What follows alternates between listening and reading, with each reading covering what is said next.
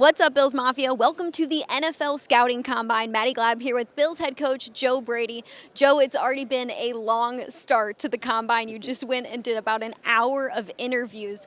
How does your role change from offensive coordinator to head coach at the Combine? Yeah, it's very different. You're not just talking about offense the whole time, right? And so it's been fun. It's been fun being able to get with defensive guys and talk ball and kind of learn what makes the guys tick that have kept me up at night trying to figure out ways to defend them.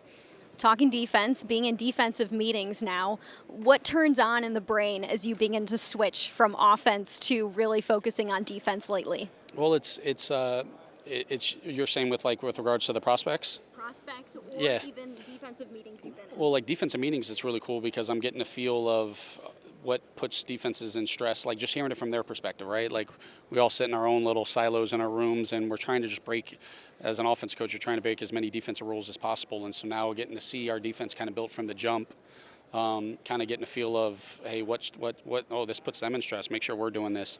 And then on the same time, them asking questions, and kind of getting my input, which has been a lot of fun.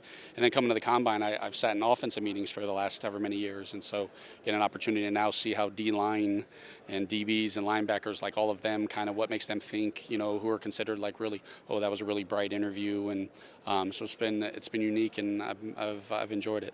What's one of the most important things you get out of the Combine? Look, I think anytime you can get interaction and be able to interaction with these players, I think is valuable. Even if it might not even be us actually talking to them, it might just be observing how they are in a group, observing how they kind of handle themselves.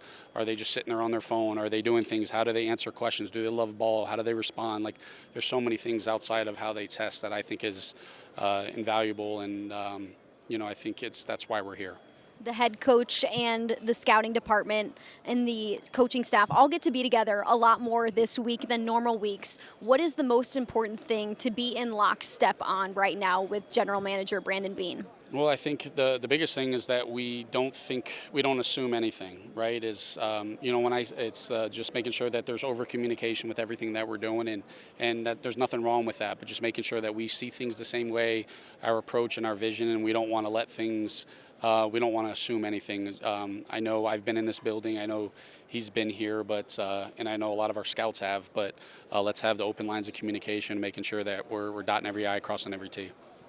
You have been in meeting rooms lately. You're starting to interview prospects. One of the most recent things you have done is announce your coaching staff. What are a few words that best represent those new coaches? I think the biggest thing is you're going to see is their teachers. I think that's what I take a lot of pride in as being a coach. Is I wanted guys that are teachers and understand how to teach, understand that they're also like empathetic and understanding like everybody's a little different and how there's not one way to teach. And so they're great communicators, all that stuff. But first and foremost, I wanted to hire a bunch of teachers, and I thought that's what we've gotten. Combine interviews can last all night. They go on for crazy hours. What is your go-to Combine snack?